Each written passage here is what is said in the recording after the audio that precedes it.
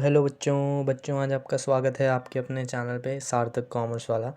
तो आज हम करने वाले हैं nature and significance of management chapter के अंदर दो टॉपिक्स को कवर करेंगे। फर्स्ट इज़ ऑब्जेक्टिव और ऑर्गेनाइजेशन के कितने टाइप्स के ऑब्जेक्टिव होते हैं, और सेकंड टॉपिक हम कवर करेंगे लेवल्स ऑफ मैनेजमेंट, यानी कि मैनेजमेंट के कितने लेवल्स होते हैं और उन सब के क्या क्या फंक्शंस होते हैं। इससे पहले मैं आपको रिकमेंड करूँगा कि अभी मैंने बिज़नेस स्टडीज़ क्लास 12th की सीरीज़ अपनी जो है पूरी प्लेलिस्ट अब मैं बना रहा हूँ, जैसे जैसे वीडियो मैं अपलोड कर रहा हूँ। तो आप ज़रूर इसका चैप्टर 1 का पार्ट 1 और पार्ट 2 देख लीजिए, ताकि आपको मैनेजमेंट का बेसिक और साथ ही साथ जो मैंने इसके बाद दो टॉपिक और क्लियर किए थे आपके, वो आप समझ लीजिए, ताकि आप उस हिसाब से आगे बढ़ते रहिए। और अगर आपको वीडियोस हेल्पफुल लग रही हैं तो प्लीज़ चैनल को सब्सक्राइब कीजिए, वीडियोस को अपने दोस्तों के साथ शेयर कीजिए और साथ ही साथ वीडियोस को लाइक कीजिए। तो चलो फिर शुरू करते हैं। तो आज हमारा जो सबसे मेजर टॉपिक है जिसको हम कवर करने वाले हैं वो है ऑब्जेक्टिव्स। तो ये ऑब्जेक्टिव्स होते क्या हैं, सबसे पहले हम इसकी बात करते हैं। So it refers to the end result towards which all the activities are directed.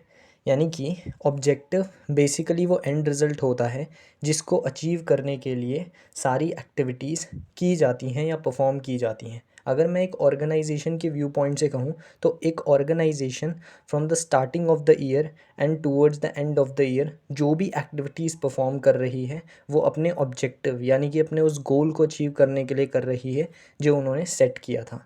तो जितनी भी एक्टिविटीज़ हो रही हैं वो उस ऑब्जेक्टिव को अचीव करने के हिसाब से ही परफॉर्म की जा रही हैं। जैसे मैंने दो एग्जांपल लिए हैं, एक बहुत ही नॉर्मल लाइफ के पॉइंट ऑफ व्यू से और ऑर्गेनाइजेशन के पॉइंट ऑफ व्यू से, जिससे आप काफ़ी रिलेट कर पाओ। तो सबसे पहले एग्जांपल की बात करें तो यहाँ पे देखो एक बच्चा है मोनू। अब मोनू ने अपना एक ऑब्जेक्टिव सेट किया कि उसे क्लास 12th के एंड तक 96% लानी है, जो आप में से भी बहुत बच्चों का ऑब्जेक्टिव होगा। तो अब इसके लिए मोनू जो स्टार्टिंग से पढ़ाई करेगा और टिल पेपर तक जो वो कड़ी मेहनत कर रहा है ना, वो अपने किस ऑब्जेक्टिव को अचीव करने के लिए कर रहा है, इस ऑब्जेक्टिव को।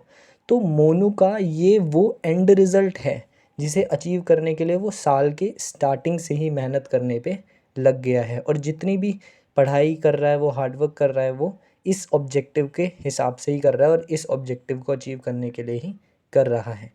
सो to fulfil this objective M has to do studies from the initial phase till the papers. अब हम बात करते हैं ऑर्गेनाइजेशन पॉइंट ऑफ व्यू के हिसाब से। तो अगर हम ऑर्गेनाइजेशन पॉइंट ऑफ व्यू के हिसाब से एग्जाम्पल को समझें तो मान लीजिए ऑर्गेनाइजेशन ने अपना एक ऑब्जेक्टिव सेट किया कि एक साल के अंदर उन्हें ईयर एंड तक अपना 100 करोड़ का रेवेन्यू जनरेट करना है। अब organisation from the starting of the year and from the end of the until the end of the year जितनी भी एक्टिविटीज़ परफॉर्म कर रही है वो सारी डायरेक्टेड होंगी टूवर्ड्स दिस ऑब्जेक्टिव, यानी कि 100 करोड़ का रेवेन्यू कैसे ना कैसे करके पॉसिबली वो अचीव कर लें। So all the activities the organization is performing till the whole year is directed to achieve their objective। यानी कि जितनी भी एक्टिविटीज़ ये ऑर्गेनाइजेशन कर रही है ना वो सिर्फ इस ऑब्जेक्टिव को अचीव करने के लिए कर रही है ताकि वो ईयर एंड तक 100 करोड़ का रेवेन्यू कर सकें। सो बेसिकली आप ये समझ लो कि ऑब्जेक्टिव वो रिजल्ट होता है जो आप अचीव करना चाहते हो, और उसके लिए जो आप आज प्रेजेंट में जितनी भी एक्टिविटीज़ परफॉर्म कर रहे हो वो उसी की तरफ क्या होती हैं, डायरेक्टेड होती हैं, उसी के लिए पूरी तरीके से आप अपनी मेहनत कर रहे होते हो।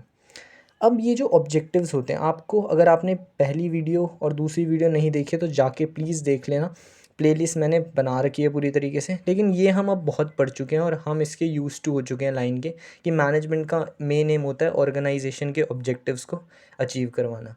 तो इसीलिए अब ऑर्गेनाइजेशन के 3 टाइप्स के ऑब्जेक्टिव होते हैं जो एक ऑर्गेनाइजेशन अचीव करना चाहती होती है।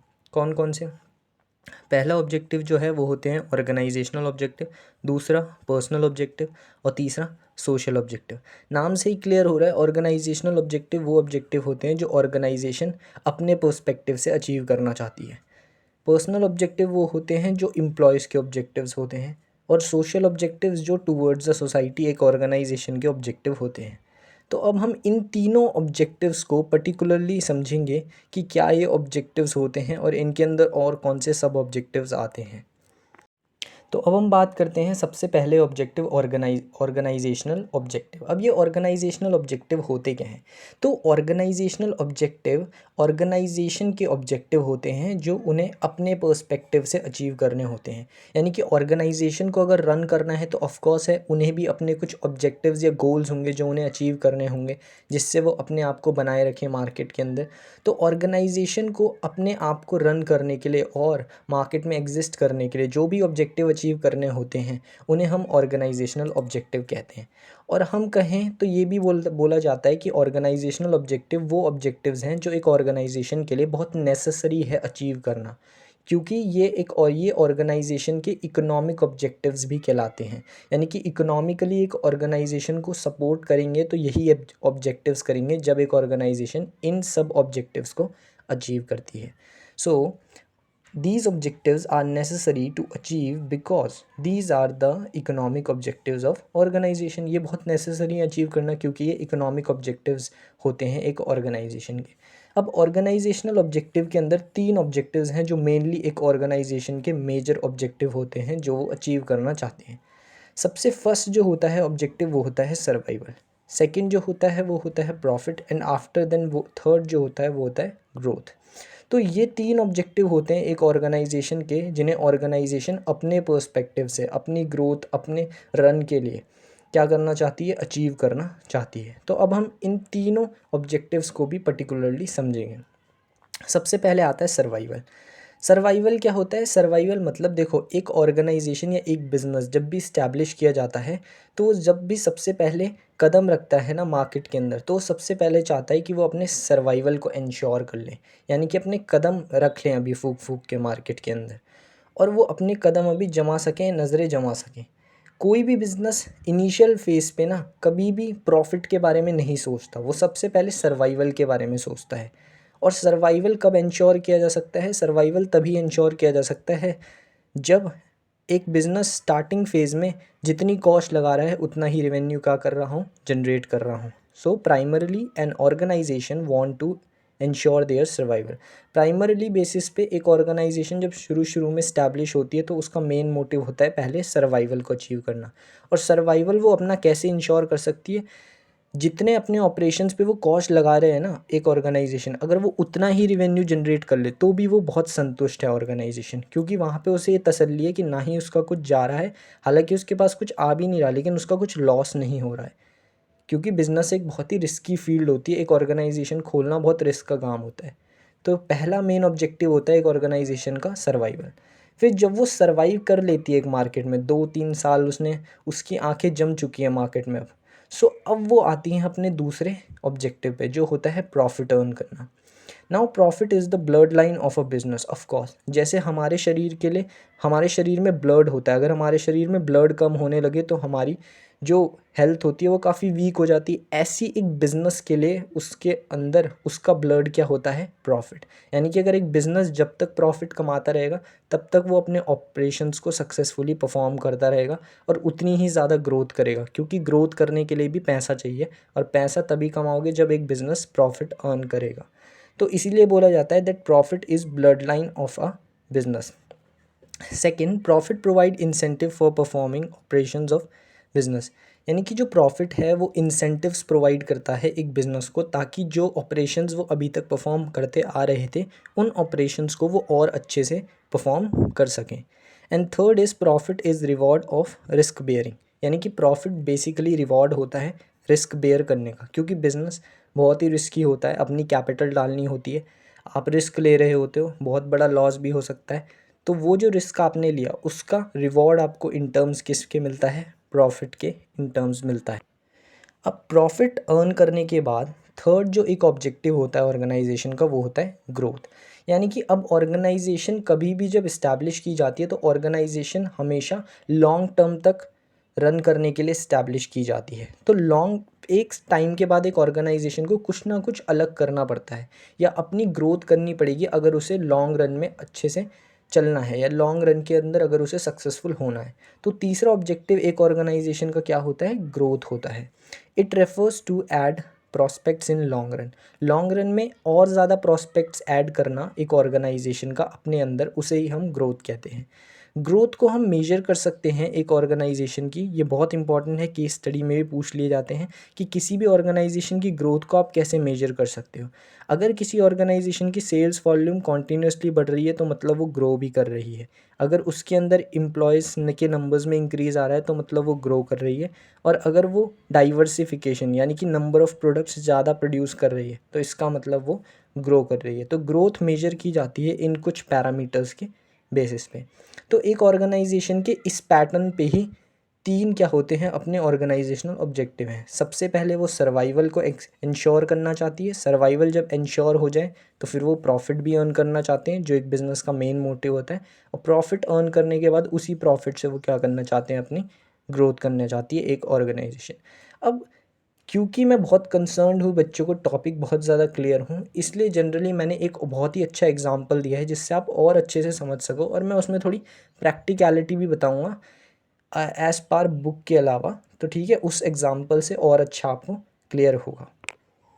तो अब ये एग्ज़ाम्पल जो मैंने बनाया है ख़ासकर यार आप बच्चों के लिए, तो प्लीज़ अप्रिशिएट करो यार, बहुत मेहनत लगती है नोट्स बनाना फिर उसको समझाना, उसके बाद अगर वीडियो सही ना आए तो उसका वापस टेक करना है। तो प्लीज़ लाइक कर देना अगर आपको थोड़ी सी भी हेल्पफुल वीडियो लगती है, और साथ साथ चैनल को सब्सक्राइब कर देना, क्योंकि बिज़नेस स्टडीज़ में पूरी कवर करूँगा इस चैनल के अंदर। तो मैंने एग्ज़ाम्पल के लिए सपोज़ करो कि एक राकेश नाम का पर्सन है जिसे अपनी एक ऑर्गेनाइजेशन खोलनी है, अपना एक बिज़नेस स्टैब्लिश करना है। अब देखो, इनिशियल बेसिस पे ना हर बिजनेसमैन, चाहे आप कितनी भी फेमस स्टोरी सुन लो, टाटा सुन लो, कि कोई भी बिज़नेस आज जिस मुकाम पे टाटा है वो ये नहीं है कि उसने 1-2 सालों में इतना मुकाम हासिल किया है। कहाँ टाटा एक बार जो थी सेल हो रही थी, बाहर की कंपनी ने उसे ठुकरा दिया था और आज उसी कंपनी को उसने ख़रीद लिया है। तो it takes a lot of time to reach that level. तो लेवल पहुंचने में ऑफ कोर्स बहुत टाइम लगता है। ऐसा नहीं है कि हर चीज़ बहुत इंस्टेंट हो जाए। बहुत रेयर केसेस होते हैं जहाँ पे कुछ कुछ बिजनेसेस 1-2 साल में ही बहुत अच्छा ग्रो कर लेते हैं, प्रॉफिट कमाते हैं। नहीं तो एक ऑर्गेनाइजेशन का जो बेसिक पैटर्न होता है वो ऐसे ही चलता है एक बिज़नेस का। देखो, जैसे राकेश ने इनिशियल पहले 2 सालों में क्या किया, राकेश ने ज़्यादा फोकस किया कि उसका बिज़नेस क्या कर लें, सर्वाइव कर लें। तो उसने इंश्योर किया कि सर्वाइवल करने के लिए उसका बिज़नेस बस उतना कमा ले, उतना रिवेन्यू जनरेट कर ले ताकि वो अपनी कॉस्ट को कवर करें। क्योंकि जितना उसने लगाया अगर उतना ही उसका रिवेन्यू हो रहा है तो ना ही उसमें उसे प्रॉफिट हो रहा है ना ही उसे लॉस हो रहा है, तो न्यूट्रल है, विच मीन्स वो सर्वाइव कर पा रहा है। और मेन बात है कि राकेश कम से कम लॉस तो नहीं बियर कर रहा शुरू के 1-2 साल। तो यहाँ पे मैंने लिखा है प्रैक्टिकली कोई भी बिज़नेस को टाइम लगता है प्रॉफिट अर्न करने के लिए। शुरुआती फेज़ में हर बिज़नेस मार्केट में आंखें जमाना चाहता है, तो मार्केट में कदम रखना और फिर पहले आपको एग्जिस्ट करना, क्योंकि कॉम्पिटिटर्स बहुत हैं। तो अटमोस्ट मेन ऑब्जेक्टिव जो होता है एक ऑर्गेनाइजेशन का, पहला अपने पर्सपेक्टिव से वो होता है सर्वाइव करना। दूसरा, अब 2-3 साल जब हो गए, यानी कि कम लगभग 4-5 साल बाद, अब राकेश जान गया है कि अब उसका बिजनेस डूबेगा तो नहीं, तो अब उसका मोटिव है प्रॉफिट। क्योंकि राकेश ने अपने पाँव जमा लिए, अब वो जानता है कि मैं कुछ भी कर लूँ लेकिन मेरे बिजनेस को घाटा तो नहीं होगा और मैं सर्वाइव कर ही लूँगा, क्योंकि अब उसको बेसिकली हैबिट हो गई है और वो फेमिलियर हो चुका है basically how the market works and how the organisation work. So therefore अब उसके बिजनेस का मोटिव क्या रहेगा, प्रॉफिट। तो अब वो प्रॉफिट अर्न कर रहा है, देखो काफ़ी अच्छा। And after earning profit for 2 और 3 years for running the business for long term, Rakesh wants to grow it. अब लॉन्ग रन में उसे और अच्छे से रन करना है तो उसे अपने बिजनेस को ग्रो करना पड़ेगा। तो अब राकेश ने क्या किया, एक बिजनेस पहले से ही था, अब एक दूसरा बिजनेस भी खोल लिया। और जब इसने 2 बिजनेस खोल लिए तो देखो उसके एम्प्लॉयज़ भी बढ़े, प्रोडक्ट्स भी बढ़े और सेल्स भी बढ़ी। तो ये तीनों पैरामीटर्स हैं जो दिखाते हैं दैट ग्रोथ को शो करते हैं ये 3 पैरामीटर्स। तो ये एक फुल फ्लेज एग्जांपल है जिससे आप ऑर्गेनाइजेशनल ऑब्जेक्टिव्स में जो 3 ऑब्जेक्टिव हैं जो एक ऑर्गेनाइजेशन अपने लिए अचीव करना चाहती है उसको पूरी तरीके से क्लियर कर देते हैं। अब बात करते हैं सेकंड ऑब्जेक्टिव्स की जो एक ऑर्गेनाइजेशन अचीव करना चाहती है, वो होते हैं सोशल ऑब्जेक्टिव्स। बहुत ही बेसिक है।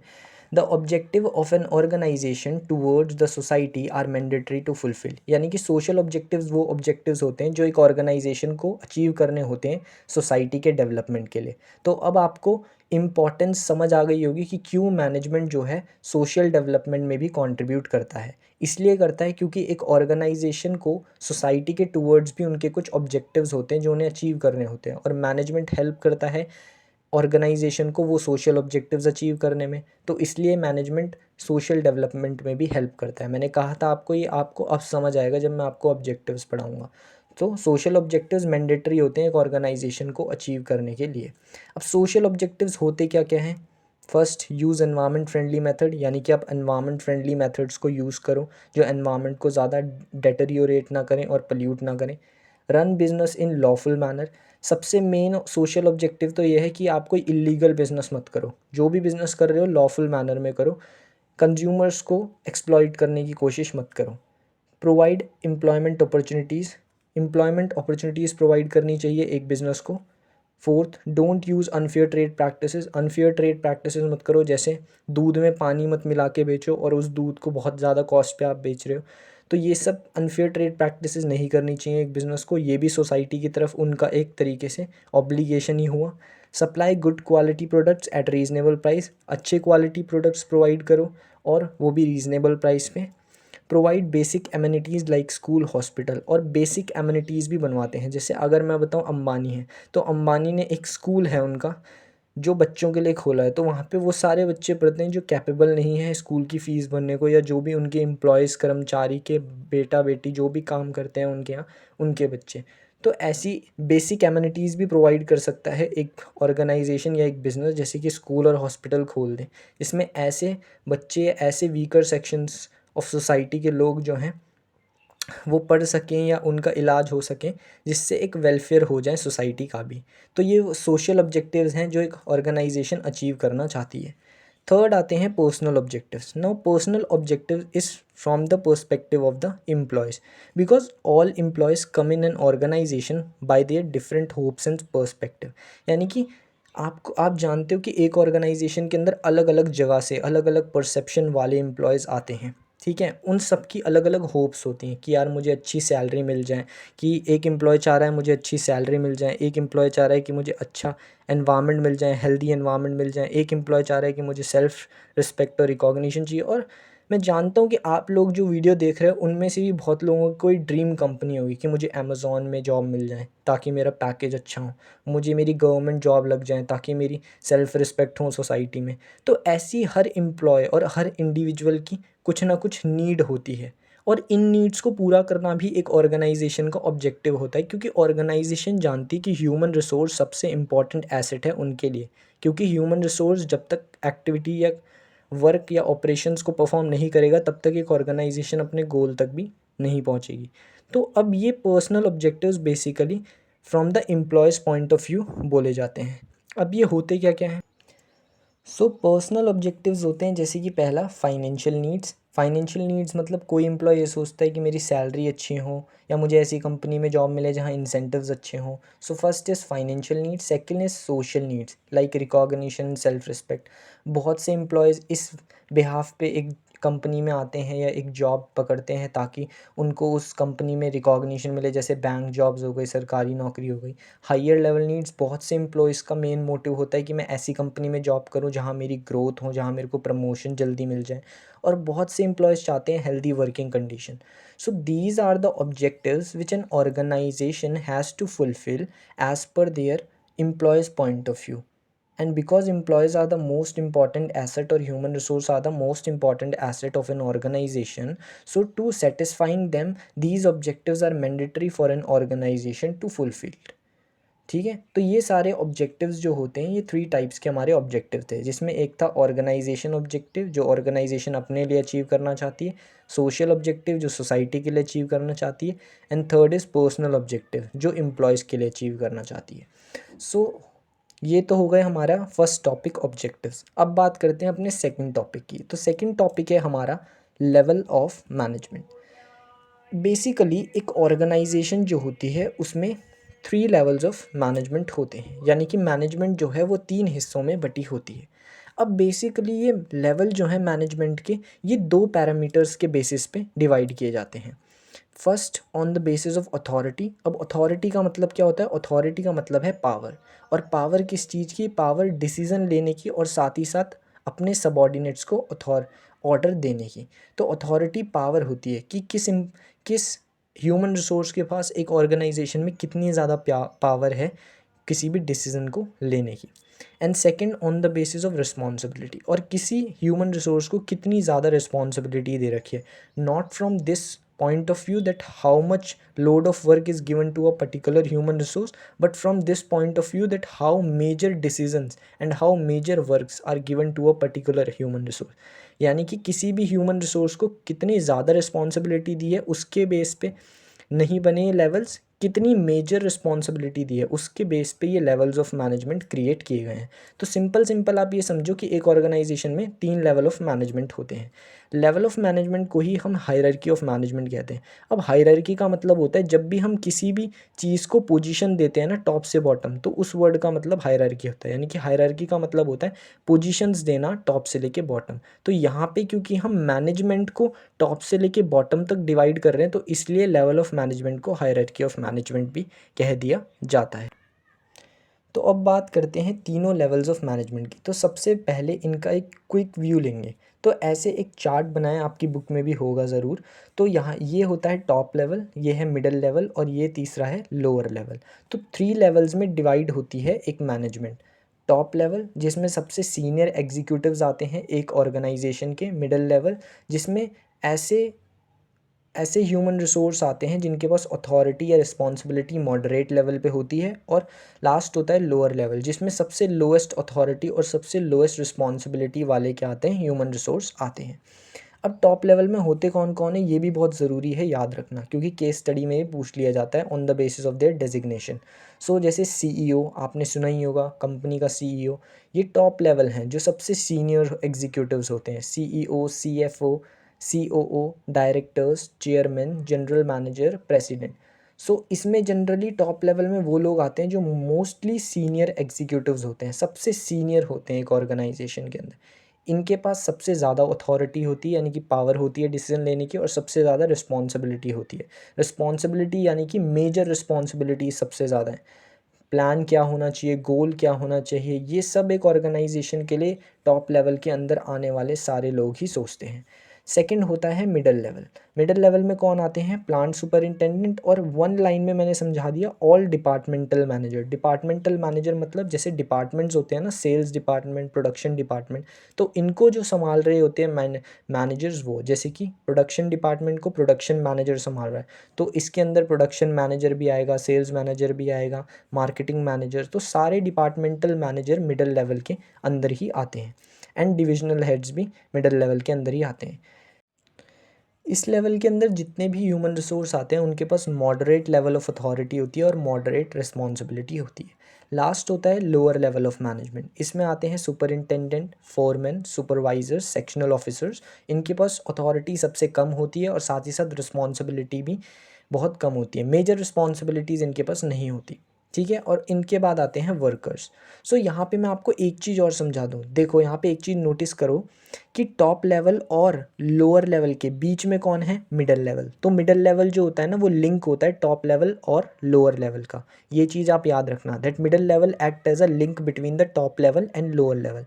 एंड यहाँ पे एक चीज़ और देखो कि मिडिल लेवल, लोअर लेवल और वर्कर्स, इनके मिडिल लेवल और वर्कर्स के बीच में कौन है, लोअर लेवल। तो लोअर लेवल जो है वो एक लिंक की तरह काम करता है मिडिल लेवल और वर्कर्स के बीच में, विच मीन्स यहाँ पे दो रिलेशंस आपने बिल्ड किए, that middle level act as a link between top level and lower level, and lower level act as a link between middle level and workers. यानी कि वर्कर्स को अगर कोई भी अपनी परेशानी या सजेशंस देना है तो वो लोअर लेवल को देंगे, और lower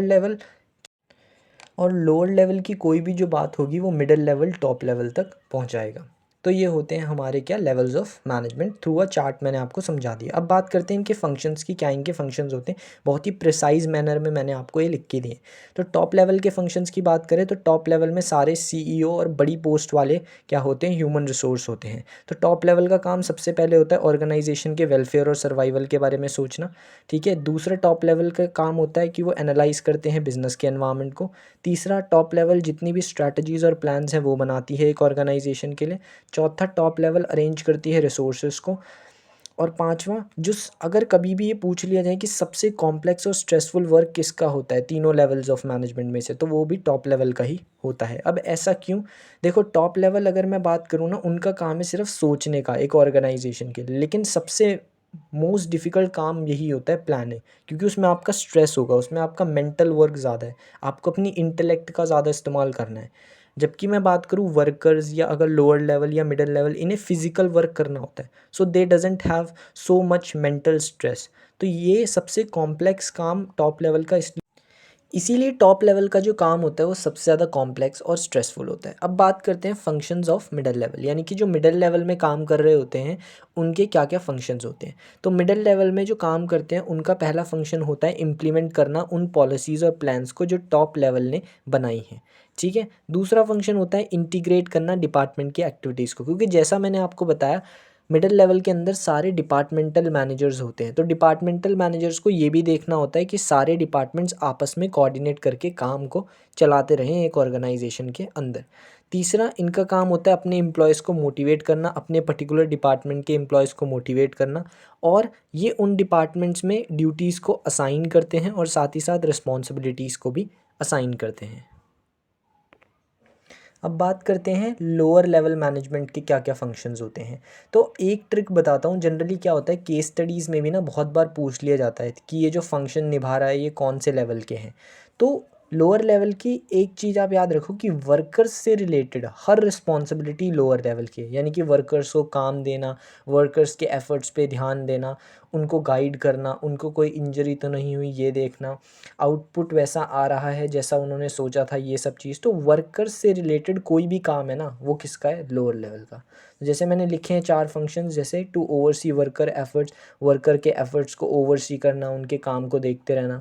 to provide instructions to workers, instructions provide करना वर्कर्स को, उन्हें गाइडेंस देना। To ensure the quality of output, जो वर्कर्स काम कर रहे हैं उनकी क्वालिटी ऑफ आउटपुट को इंश्योर करना कि वैसा ही काम हो रहा हो जैसा ऑर्गेनाइजेशन को अपने गोल अचीव करने के लिए चाहिए। To tell about workers grievance and suggestion to top level, जैसा मैंने पहले बताया था कि जो लोअर लेवल है वो लिंक होता है मिडल लेवल और वर्कर्स के बीच का। तो इसलिए जितनी भी वर्कर्स की ग्रीवेंसेस, ग्रीवेंस का मतलब शिकायतें होती हैं, और जो भी उनके सजेशंस होते हैं उसको टॉप लेवल तक पहुंचाना भी किसका काम है, लोअर लेवल का, या मिडल लेवल तक पहुंचाना ताकि मिडल लेवल टॉप लेवल तक पहुंचा सके। सो यहाँ पे आज अपनी इस वीडियो को हम एंड करते हैं। इस वीडियो के अंदर हमने 2 टॉपिक्स कवर किए, होप करता हूँ आपको समझ आया होगा, और समझ आया होगा तो यार प्लीज़ लाइक कर देना वीडियो को, चैनल को सब्सक्राइब कर देना, और अपने दोस्तों को ज़्यादा से ज़्यादा शेयर करना, क्योंकि यार ये नोट्स बनाने में बहुत मेहनत लगती है। उसके बाद आपको इतना, मैं अपनी तरफ से पूरी कोशिश करता हूँ कि अच्छे से समझा सकूँ। तो प्लीज़ इसके लिए एक मोटिवेशन तो बनती है थ्रू अ लाइक, या आप एक अच्छा सा कमेंट कर दो, या चैनल को सब्सक्राइब ही कर दो। So okay bye, thank you.